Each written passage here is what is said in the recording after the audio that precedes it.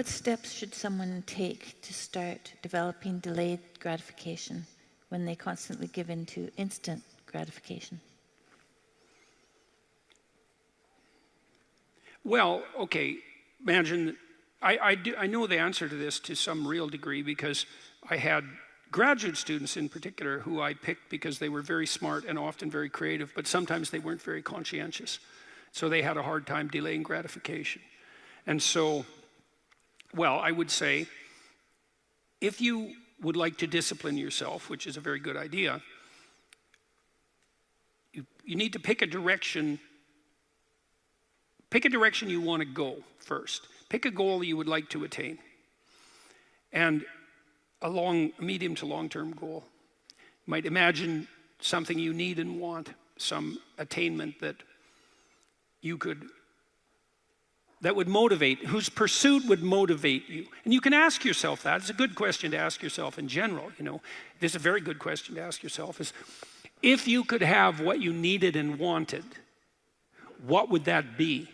And that's a meditative question. You don't want to force an answer out of yourself. You want to ask yourself that like you would ask someone else. If I could have what I wanted, what would that look like? And you can ask yourself that in a more differentiated way. If I could have the relationship that I needed and wanted, if I could have the friendships, if I could have the job or career, if I could have the educational pathway, if I could adopt civic responsibility in an optimized manner, if I could engage in some creative enterprise,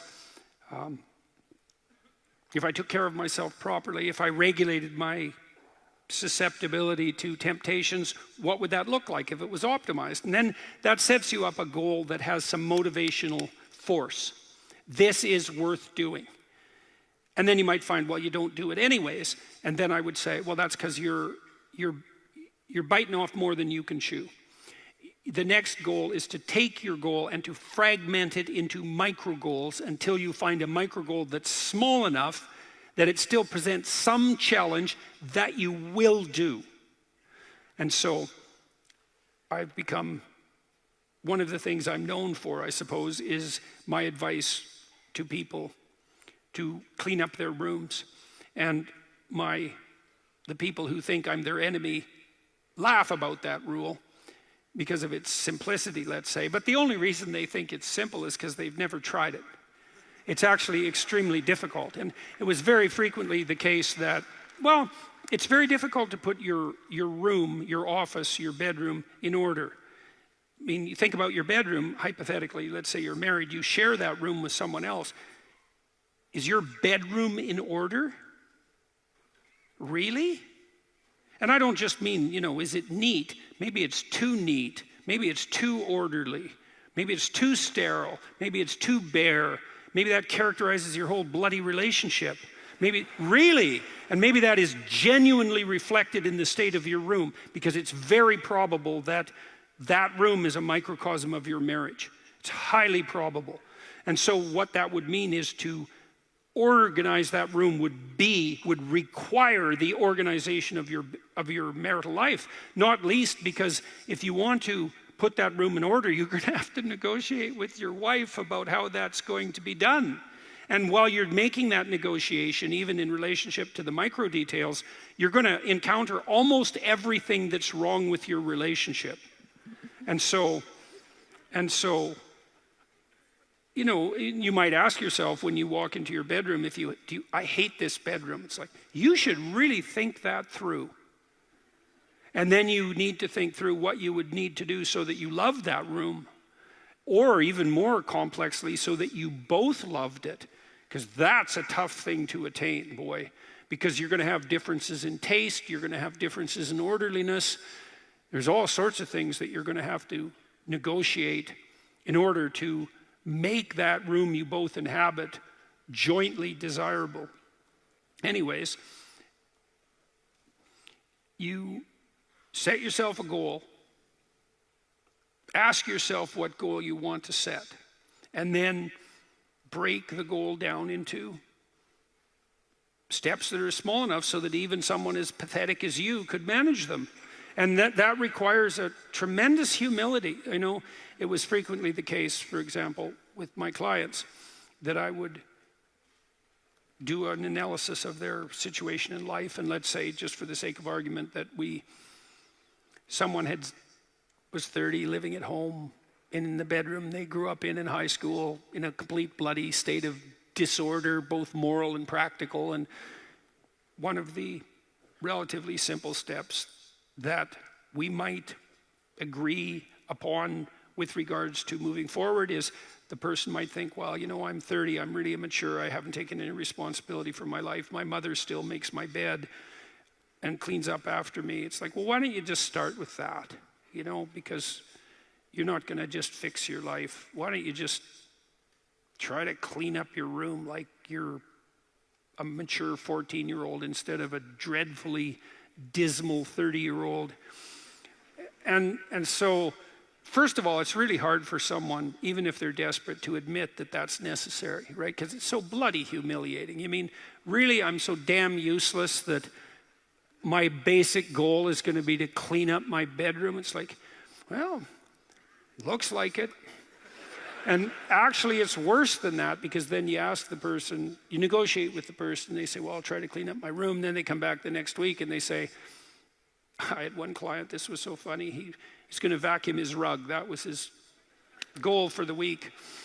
He just had a child out of wedlock, and he was afraid that he was going to be a very bad father, which was a very realistic fear. And so he wanted to put himself together, and so that's why he came to see me. And he lived in this squalor, and one thing we decided to do was that he could vacuum the rug, which he hadn't done for like 12 years because his mother would do it. And so it was so funny, it's so unbelievably comical. He went and got the vacuum, a stand-up vacuum, an upright vacuum, and he brought it into his room, but he didn't bring it all the way in.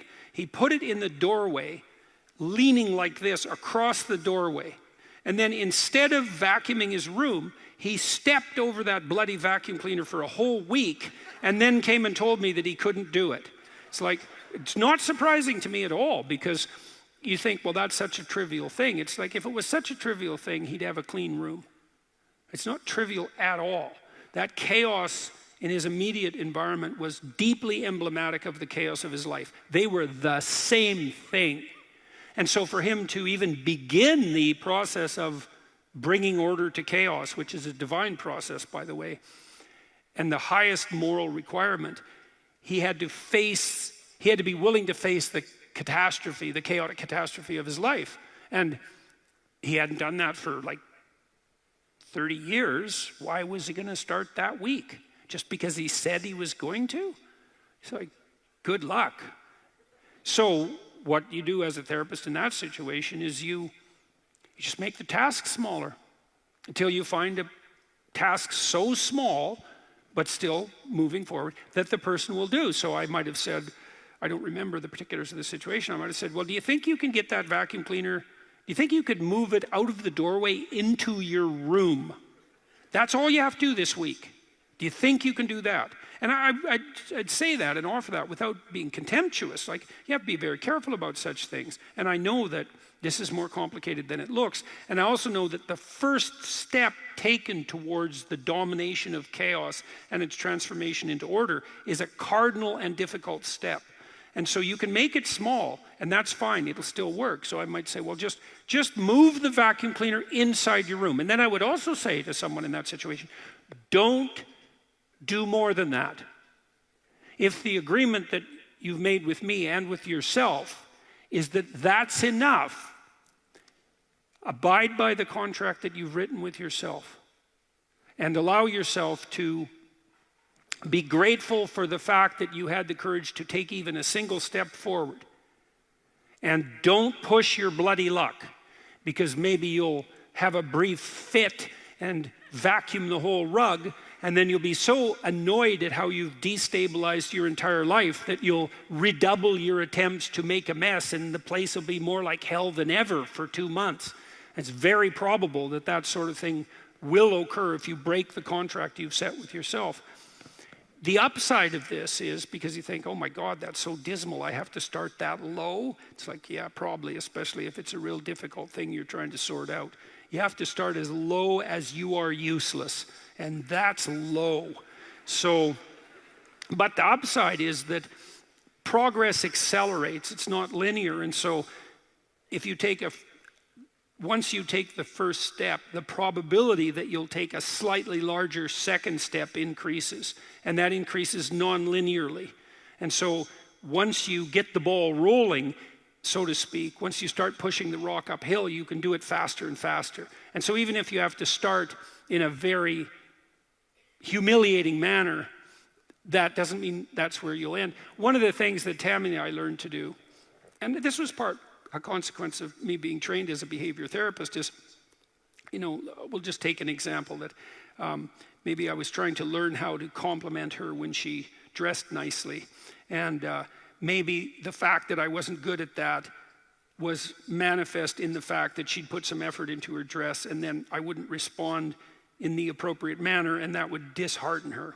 And I don't particularly remember that exactly happening, but it'll be a perfectly reasonable example.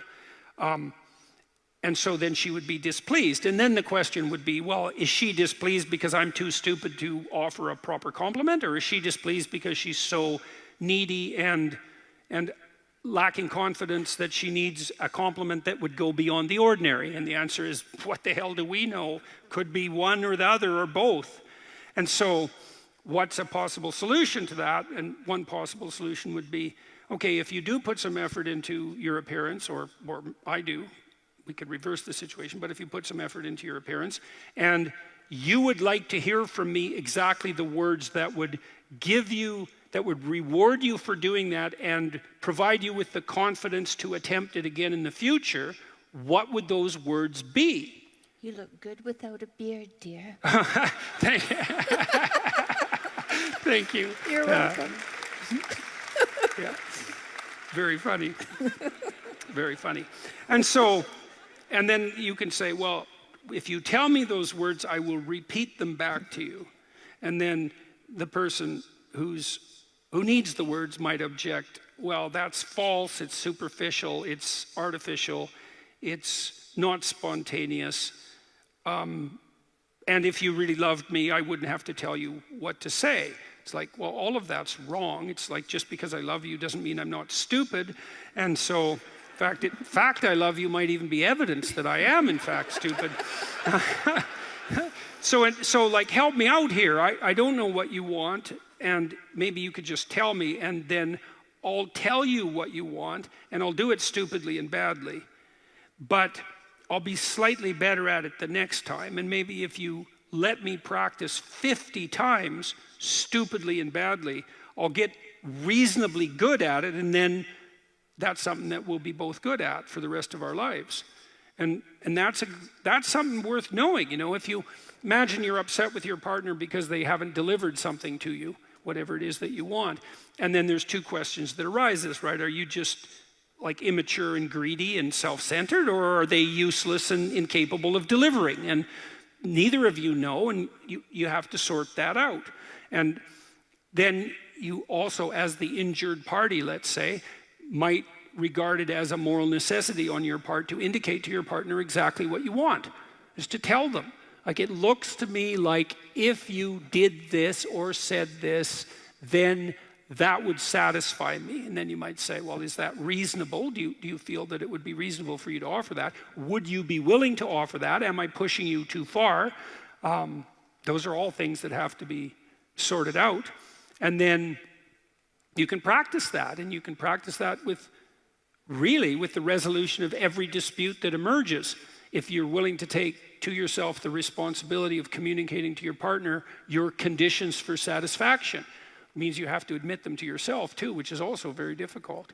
And then you can help your partner take stupid incremental steps forward, in the direction that you'd like to see expand, and then you can get better at that. And that's unbelievably useful. You can get better at how you have dinner together, or breakfast or lunch. Those things repeat every day, so they're very important. You can get better at how you greet each other when you come home. You can get better at the routine that you fall into, let's say, when you go to bed at night or when you wake up in the morning. All these things that repeat, because that's your life, the things that repeat. You can conceptualize how you might like them to be ordered if they were undertaken in an optimal manner, and you can start incrementally moving forward to that. And you can do that by communicating what you need and want, and by carefully rewarding your partner for taking the appropriate incremental steps forward. And so if you're trying to discipline yourself, you make a goal, you break it down into micro goals, and you implement the micro goals and reward yourself for doing so. And if you do that reliably and you make that a practice, that you'll become more disciplined across time, and you'll move towards the fulfillment of your goals. And that's practically how that's the practical guide for success on that front.